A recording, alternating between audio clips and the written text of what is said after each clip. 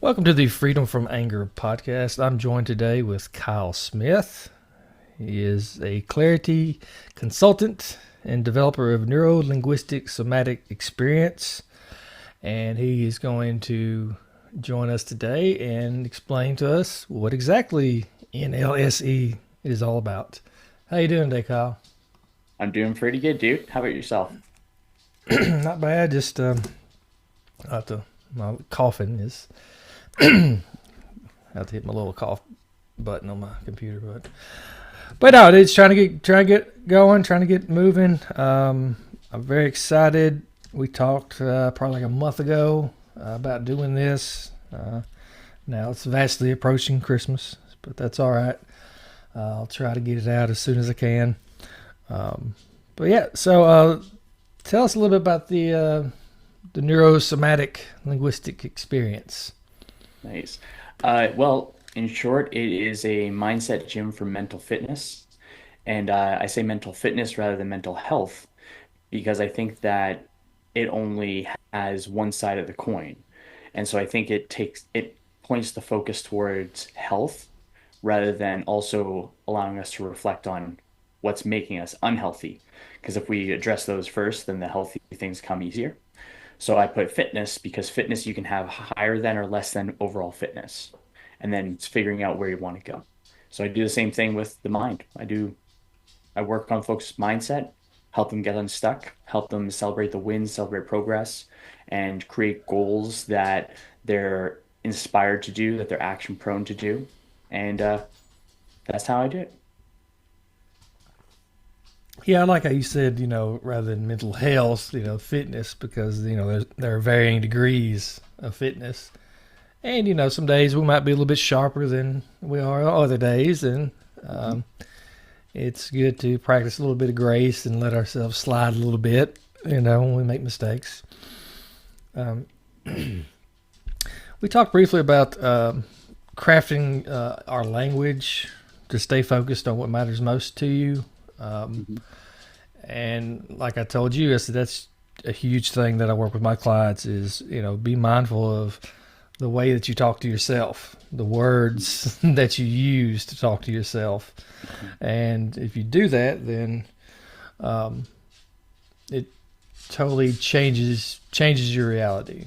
Like the example I was telling you about, if I say, my food should be delivered in 20 minutes. Well, that's an absolute should. So now you're putting parameters on it versus Mhm. replacing the should with it would be nice if my food was here Yep. in 20 minutes. So it's allowing that give and take. So two totally different mindsets. One's Mhm. concrete and the other's more fluid, more adaptable. Mhm. Absolutely. And the adaptability is key because that's what's when it comes to the words that we're saying to ourselves or our language, so what we say, think, and write, the words, I like to think of those as the ethereal macronutrients of the mind, where our body's built up of carbs, fats, and proteins. The quality of those macronutrients will impact the quality of the body. And the same thing with the words that we speak. The quality of the words that we're consuming, whether it's through reading, listening, conversation, whatever it is going to influence the quality of our thoughts. When we feed our mind quality words, we're going to have quality thoughts. When we feed our mind shit words, we're going to have shit thoughts. And so when we can become more aware, because that's the main key is awareness, we start to develop a way to think about our thinking. And when we think about our thinking, then we're not thinking about what other people are thinking of as well.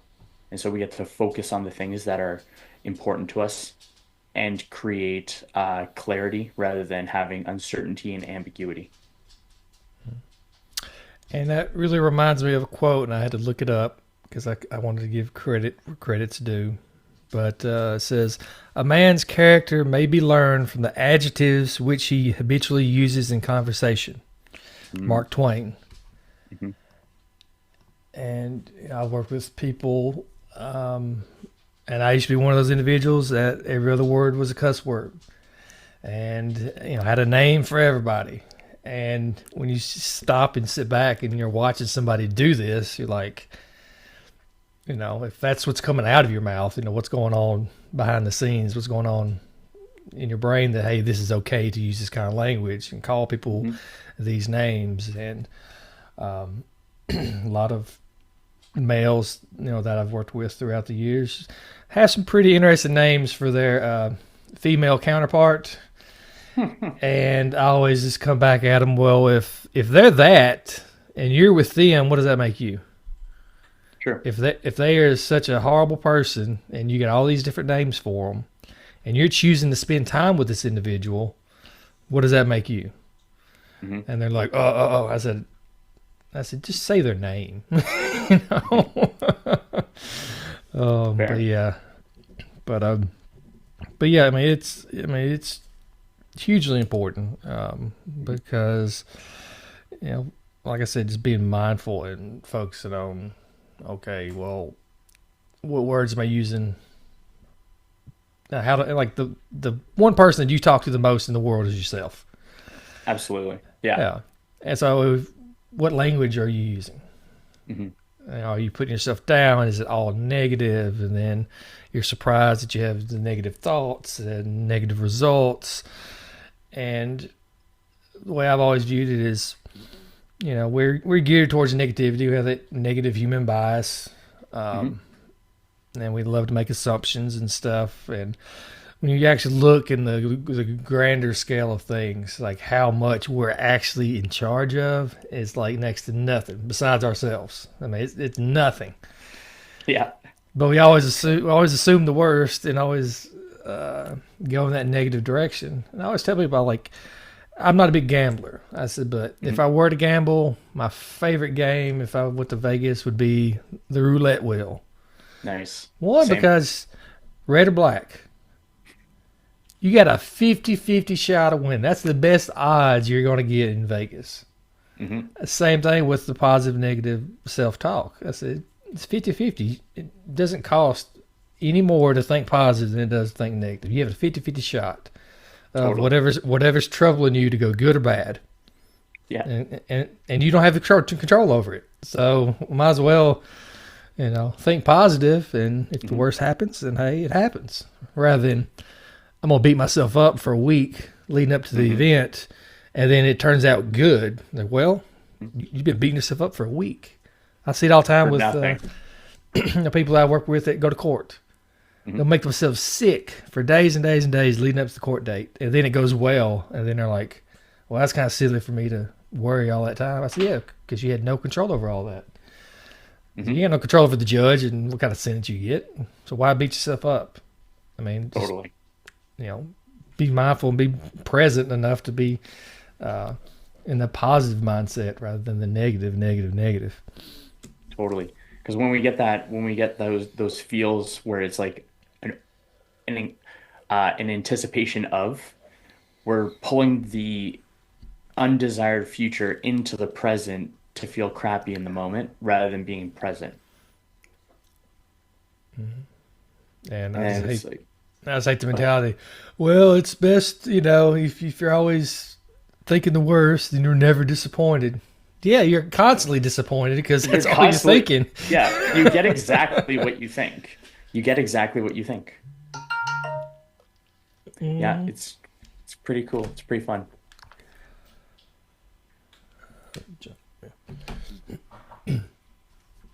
So when you start working with a client, Mhm.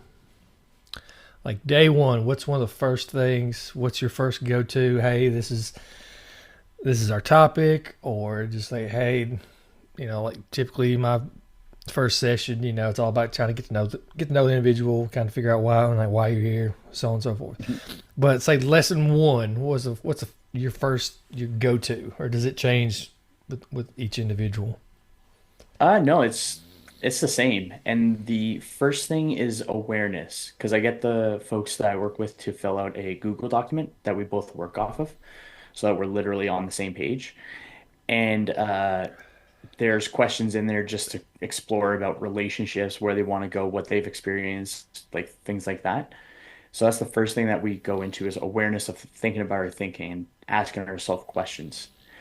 And then when it goes into the first session, we learn about translations. So how to take harmful language and turn it into positive language, or harmful words or stories into helpful ones. Or another way I like to put it, if we're putting it in an alchemy way, we're taking lead stories and turning them into golden stories. Yeah. So that would be translations. And the second thing as well, there's two actually. The second thing as well would be awareness around soft talk and solid talk. So it would be taking words like probably, might, could, should, uh, possibly, like those words that create ambiguity. So an example would be I Mhm. might be able to make it to the party. I should be able to make it to the party for 5 p.m. Let's put a time in there. I'm probably going to make it to the party for 5 p.m. And I like to think that if you can follow up a statement with a question, then it's not solid enough. There's still unclear or there's still ambiguity to it. So if you can say, I might go make it to the party for 5 p.m. And the question is, well, are you or are you not making it to the party for 5 p.m.? So the question is not, or the statement is not solid enough. So what we'll do is we take out the soft talk and then create solid talk. So I'm going to make it to party. I'm going to be at the party for 5 p.m. I will be at the party for 5 p.m. And then you're creating that clarity. And that way we are able to be more decisive, to be more clear with our thoughts, because it becomes really easy to start doing it internally, where you say to yourself, I might work on that email sequence today. No, and then I take out the might, I'm going to work on that email sequence today. So it takes away the ambiguity, it makes it clear, and then the with that clarity, it takes away a bit more of that resistance to doing the thing. So that's what those would be the two things. It would be translations, so how to move one to the other, and then also the difference between soft talk and solid talk. Yeah, because you're removing that wiggle room where we're Yep. we're very good at talking ourselves out of things. Hmm. So if I'm using that soft talk, then yeah, I might make it over to the party or whatever, and versus yeah, I'm going to the party, Hmm. But if I've been telling myself all week I might make it, then once the date arrives, then I've already oh well, didn't say I was going. I was Hmm. I said I might. Totally. Yeah. So, but yeah, No. that's huge because that like I said, we are very good at deceiving ourselves, Hmm. and like you said, it's kind of like that self fulfilling prophecy. If I'm just thinking negative and then negative things happen, then surprise, surprise. You Yeah. know, they Yeah. think negative, you do negative things, you get negative consequences versus positive consequences. Totally. And Yep. it's funny because you said we're good at thinking ourselves out of things, and this would be a way of thinking ourselves into things. Hmm. Yeah. Yeah. Because especially when it comes to putting things off, and whether it be work or other obligations, Hmm. we could easily, like I said, we do it, unconsciously. We don't really. It's just we're so used to that language, and Exactly. and No. I'm sure you never get any pushback on none of this, right? I'm sure people Well, are on board day one, right? no. There's some resistance sometimes because the thing that people realize with this work is putting themselves in it's the one of the main not fears, the resistance to it is becoming the leader in their life. Because for the most part, people have a lot of in their upbringing, they're being told what to think rather than how to think. And so when that happens, then creating we're not being able to make our own directions. We're not stepping into our own autonomy, and it creates a dependency on other people's opinions or perspectives in order to allow us permission to move forward. And when we can just give ourselves permission, I think it's a lot easier. Oh, definitely. And you just hit on a word that I always like to bring up is autonomy. Hmm. And it's amazing the amount of people have no idea what that is. And then you have to Yeah. explain to them like autonomous. Like if a machine is autonomous, then it's able to function itself. It doesn't need any kind of outside things to Yep. make it run, to make it operate. It's operating independently. Hmm. And for a lot of people, that's so foreign to them. Like, hey, I'm doing this on my own. I have to make my own decisions. It's scary. What if I Hmm. make the wrong decision? And I, it's and it's life, okay. Yeah. yeah, it's okay. We all do it. We all do it. There's there's a quote that you just reminded me of there. I'll paraphrase how I remember it. It's I would prefer the fear of making the wrong decision over the terror of making no decision. I think making no decision is way scarier than making a failed decision. At least with a fail, you know where you can prove. Yeah, yeah. It's a learning. Totally. Yeah, it's a learning process. If I don't make that wrong decision, then I can't learn anything from it. I'm just sitting off to the side. Versus, hey, I gave it a shot. Now I know what not to do next time, so I can attack that event again and be Totally. better set for success. Versus, hey, I'm too scared to make that decision. I'm too scared to you know take that step forward. Um, Totally. whether it be something as big as, hey, I want to start my own business. I'm going to do my own thing, and that's scary for a lot of people because if you're like me and you've always worked for somebody, and that steady paycheck is comforting and securing, to kind of step out and Hmm. do your own thing and be in charge of things. That's very scary, but trying and failing, how many business people, millionaires have failed? Every one of them. Yeah. Every I one think of the them. average is they've a majority of billionaires have gone bankrupt two times before making their billion. Something Mhm. like that. Yeah. And what do? They learn from their past mistakes. As I'll never be a billionaire by any stretch of the imagination, Maybe.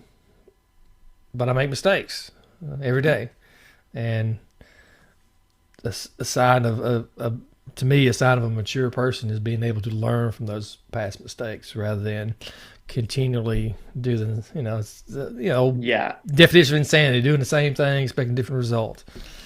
Mhm. And man, I've worked with tons of those individuals. It's like you're back in jail. All right, um, what's your game plan this time? Nothing. Doing the exact same thing when I go right back out and I come right back in. It's like, all right, good luck I with heard that. I heard a I heard a comedian tell a joke before, and he started the skit with uh I used to make fun of millennials, and then I looked it up and turned out I was a millennial, so I make fun of millennials less often now. And then he went to the other part. He's like, so during my exploration of a millennial, some of the characteristics that came up was uh, millennials have a solid self-awareness. They just know what's going on with them at all times. They can explain it in whatever way. And so he was telling the story of when he went to a buddy of his friends, or he went to the bar for a buddy's birthday, and he was chatting with this one fella that was there. And they're just having a cool conversation. And then the fella said, "You know what? I have I have pretty severe anxiety. Like it's pretty cool that I'm out here." And the comedian said, "Oh, cool. So what is it that you're doing for your anxiety?" And the fella responded, "Oh, nothing. I'm letting you know so you can work around it." Yeah, yeah, that sounds about right. Yeah. Yeah. Oh my goodness. But yeah, there's a individual where I work, and well, a client, if you will, where I work, Mhm. and you can say anything. The first thing out of their mouth is "I can't," like automatic. It's like it's just built in. It's like no matter what you say, Brutal. her the her their mentality is automatically, I gotta find a reason why I can't do this. Mhm. And and just hearing that, it's just like, man, like you're going to have a very, very rough life if Yep. you continue to have that mindset. And it's somewhat controversial, I guess. Everything's controversial these days, but you know I'm a firm believer in that. Over the past few years, I've definitely seen a change, and in the victim mindset is somehow popular. It's cool to be a victim, It's and trendy. yeah, I it's agree with you. trendy to be a victim, and it's really hard to get people away from that. I mean, because that's that victimhood. That's that's the crutch. That's their baby. That's the thing they lean on the most. Mhm. And how would you work with somebody that just has that, just coming in out the door, just victim mentality? Everybody's out to get me. Everything's rigged. I can, I can, I Mm. can't. How would you work to change that language? I would start with the definition I share with folks for victim mentality. And the victim mentality is an acquired personality trait in which a person tends to regard himself or herself as the victim of other people's actions, even in the absence of clear evidence. The victim mentality depends on a habitual thought process and attributions. So I like to start with that definition so that people have an idea of what a victim mentality looks like. Because when we know what a victim mentality looks like, we can see what a victor mentality looks like. What's a winning mentality look like? Mm-hmm. And and so when I introduce that introduction, what I find, or with that definition, what I find is that then they start thinking about if they are a victim or if they're just behaving as a victim. And then we can explore things along those lines. Because many people or many folks will have uh, a, actually, I'll put a couple different themes. So, for example, someone will hold a victim mentality uh, until it no longer serves them. Because people Mm-hmm. may have a victim mentality because they could get benefits, they can get uh, affirmation, they can get hugs. They just can, whatever they receive, it's encouraging the victim mentality. And so, because we live in a time where it's trendy to be a victim, it's less common for people to celebrate each other's wins. So, I think that it's two components where right now, I think that there's more people becoming more positive, and I think that people are developing their own self-awareness and their self-image, like what they believe of themselves, and then they're improving themselves. I think we're in a really cool time where I recognize that happening. So I think that in my hope, it goes from trendy to being a victim to trendy to being a victor. And that way we have more people celebrating each other and celebrating each other's wins and supporting rather than trying to pull each other down like crabs in the bucket. Because that's what the victim mentality does. And if you look at it, when we feel more abundance in our life, oftentimes this is what I perceive. Uh, we spend less time with more people. We have a handful of individuals because our like cup's full. We're not trying to seep things from other people to fill our cup.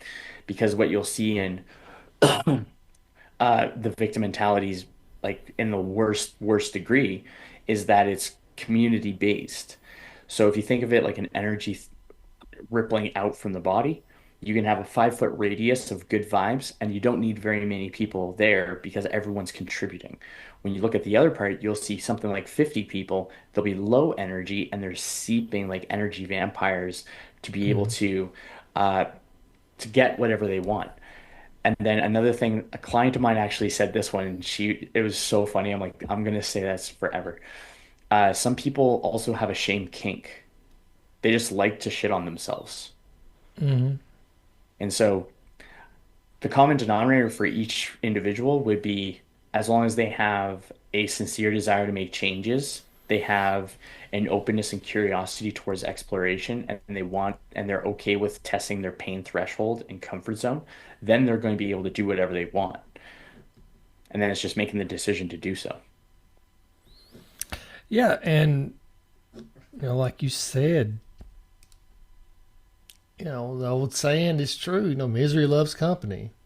Hmm. And Hmm. if you're just in that victim mentality and just I can't, you're going to surround yourself with people who feed into that. They have the same, I like how you said, like energy vampires, which makes me think of what we do in the shadows. Yeah, dude, That is that is the best. hilarious. That That was that so funny. yeah I love the that inter Go ahead, sorry.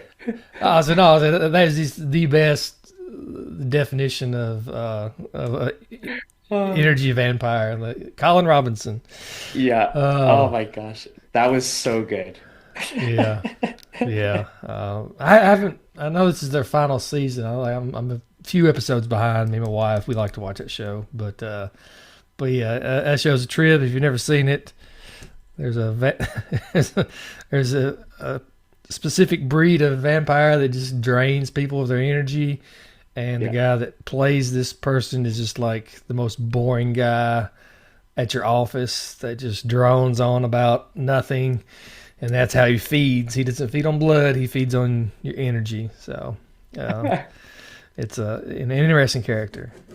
Um, but yeah, I mean, it is draining to be around somebody like that. That has that victim mentality, and especially if you're not feeding into that, it's just like, like you're just a bummer. I'm not going to hang around with you. Go find your own people, and Okay. that's a lot of clients I work with, especially when you're dealing with alcohol, drugs, things of that nature. Is like, well, when you get sober, like you're gonna lose the very vast majority, if not all, your friends, Mm. because y'all are just in that community, feeding off each other, feeding off the addiction, and they're not gonna like sober you. They're not gonna like to hang around with you, so you might as well Mm. brace yourself for that. So that's what's coming. Yeah. So, like I said, that autonomy, that being able to function independently is huge because, yeah, you're going to get the pat on the backs when you're 2 months sober, 3 months sober, hell, maybe even six. But what Hmm. happens when you stop getting those pats on the back saying, hey, good job, you're doing great? Hmm. People got their own things going on in their lives. They're not there to be your cheerleader. So what do Yep. you do when that cheering stops? Do you keep going down the road of sobriety, or you just say, F it, I'm not getting any attention, so I'm just gonna Yeah. go back and hang out with my old buddies. Yeah. Yeah. Yeah, I think that's something I think is really cool, or something that's important is with going from having something to not having something, preparing for who you want to be and who you want to spend time with after that point. Because it's legit. Mm. Less there's because I don't drink nowadays. However, when I was drinking, there was more opportunity to spend time and drink with people. Now Mm. I'm a lot more chill and I spend time. I still go and do stuff. Like I don't mind going to a bar and I'll just have a non-alcoholic beer. Uh, and it's less parties. There's less parties I'm being invited to, Hmm. which is cool. I Hmm. don't mind that at all. Yeah, and I always, majority or pretty much all my clients that I work with, it's like one of the main things that I really want them to work on is learning to love themselves and Hmm. forgive themselves and learning to forgive others, because to me that's the best basis to move forward in life. Okay, well, one, do I love myself? And knee jerk reaction, yeah, I love myself. Do I really? Mm. Like, like me, I could stand to lose a few pounds. Okay, do I love myself when I'm scarfing down a whole pizza? Not really, because I'm kind of doing some damage there. You know, you know, learn to forgive myself. Okay, am I able to forgive myself for eating that whole damn pizza, or I want Yeah. to beat myself up for weeks and weeks and weeks? Hey, I shouldn't have ate so much pizza and not do anything about it. Mhm. And learning to just let the baggage go of, hey, we've all been victims, we've all been wronged, we all have had bad things happen to us. Hmm. But do I dwell on it, or do I just let it go and move on?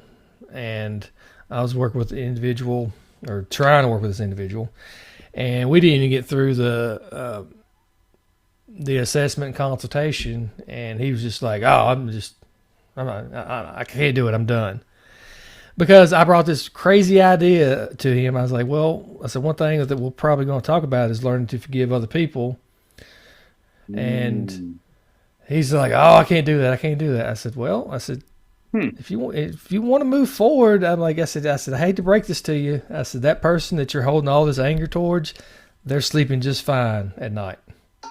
Totally. You're the only one holding on to this." And he's like, Yeah. "Well, if we were talking about stuff like that, well, I can't work with you." I was like, "Okay, good luck."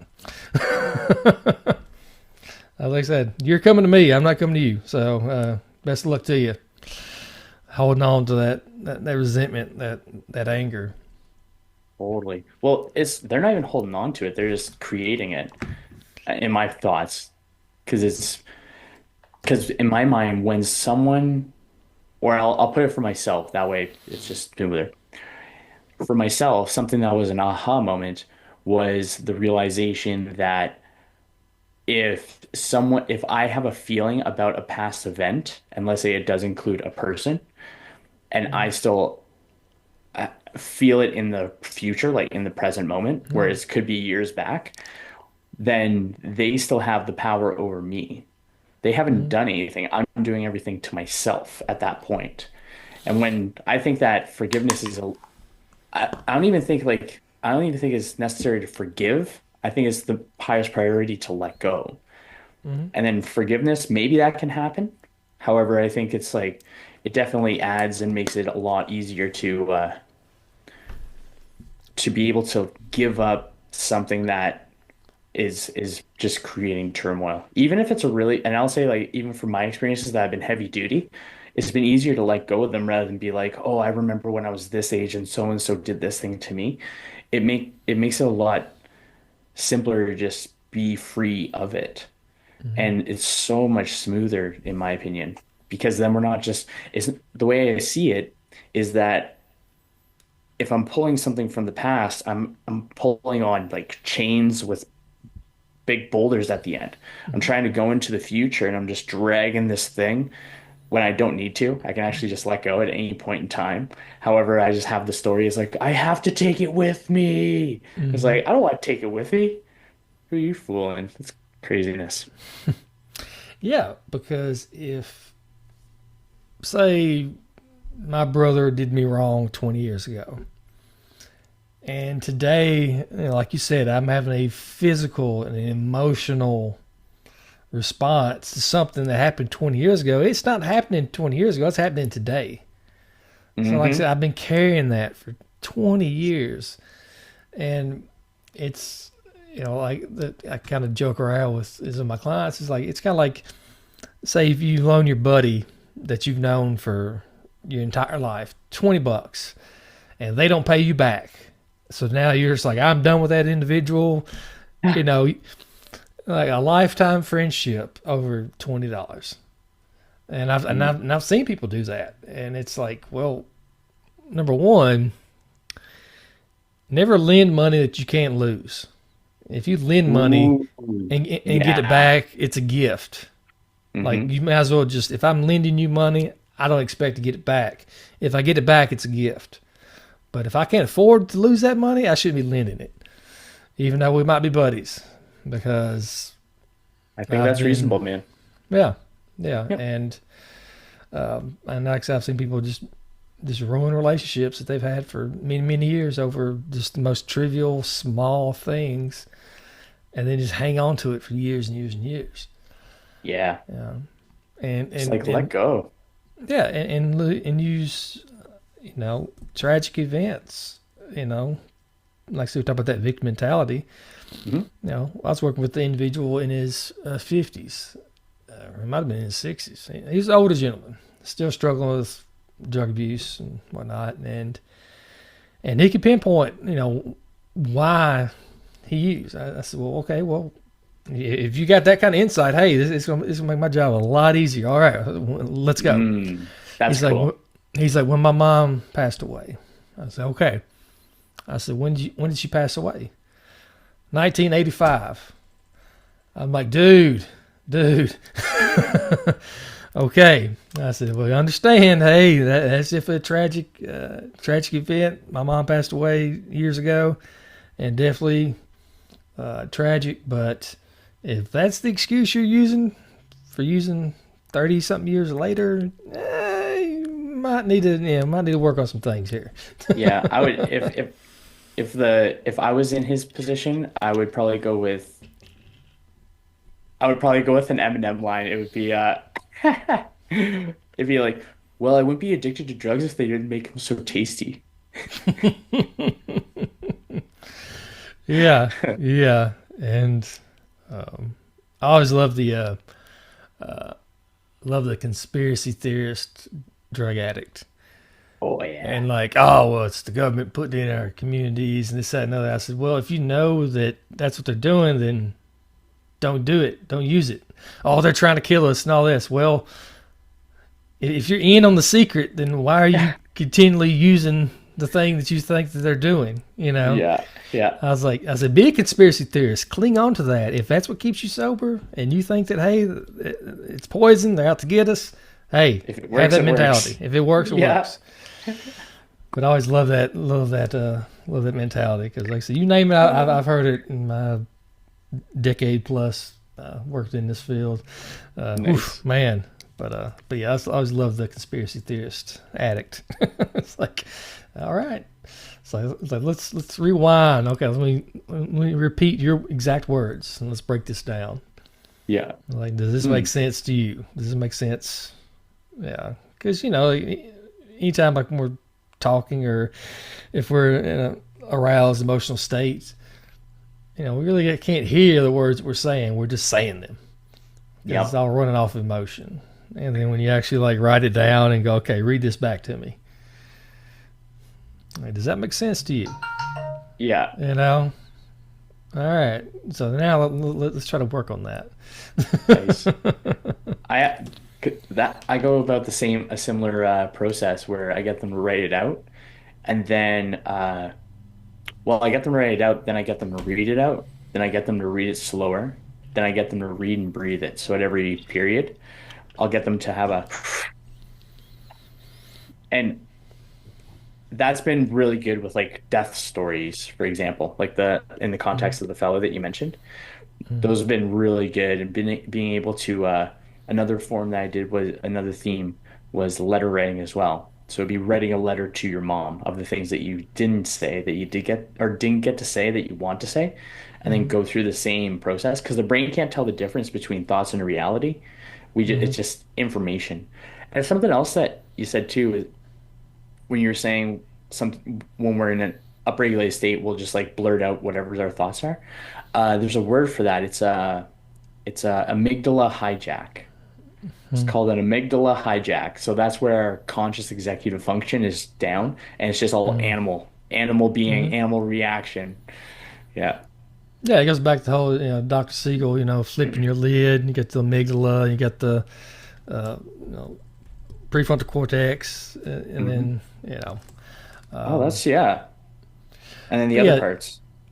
yeah, and it's just an easy visual way to show people, like say, like this right here, I did This is a the train, spine. yeah, and I did what was it, this guy, he was like some Harvard PhD dude. And the way he broke it down was okay. He said your amygdala right here. He said that's your smoke detector. And says, hey, something's going on, and something like I said, like you said, our brain does not know the difference between am I getting physically attacked or am I getting verbally attacked. All I know is, hey, I got all these chemicals flowing through my body, cortisone, adrenaline, all this stuff, and then it sounds the alarm. So, the prefrontal cortex, that's our, like I said, the executive functions, stuff like that. That what separates us from the animals and allows us to be logical. Yeah. So when that smoke alarm goes off, we flip our lid. So now we're operating on that primal part of the brain, that fight, flight, freeze, and then, game on. And I've read, some studies say that once we're in that fight, flight, or freeze, we have the mental capability of a small child. I can see that. We do childish things. It's like, if I'm going out there and I'm getting drunk or whatever, guess what? I'm operating with my lid flipped, and I'm operating on those primal things. Hey, this feels good. Hey, game on. And then then you sober up and you're going, why did I do that? That was stupid. Like, why did I say that? Or who is this person next to me? Like, I would have done that if I had been sober, Totally. Yeah, those sort of things. So, but allowing yourself to allow that lid to close and being very mindful of your body and knowing when you're in that, enhanced emotional arousal state, and that smoke alarm's going off, because whether that smoke's somebody's attacking me or that smoke is just somebody saying something I don't like, that smoke alarm's going to go off. It could be just our thoughts as well, because we could be in a totally cool setting, and then we feel that smoke alarm go off, and then we could be like, then we think about the thing. It's like, okay, it's an inside thing. Like, this is the thing that's getting me wound up. Yeah, and being, like I said, and I know it's a hippy dippy word, mindfulness and all that, but no, it's being in touch with who you are. I know that I remember distinctly one time I came home from work, and my wife knows, come home from work, just kind of give me a few minutes to kind of decompress and just kind of, I work, typically about an hour away from where I live. So my process to kind of decompress, because when you deal with individuals and all their problems for 8 hours a day, and it gets to be a bit much. So my go-to is I very seldom listen to the radio.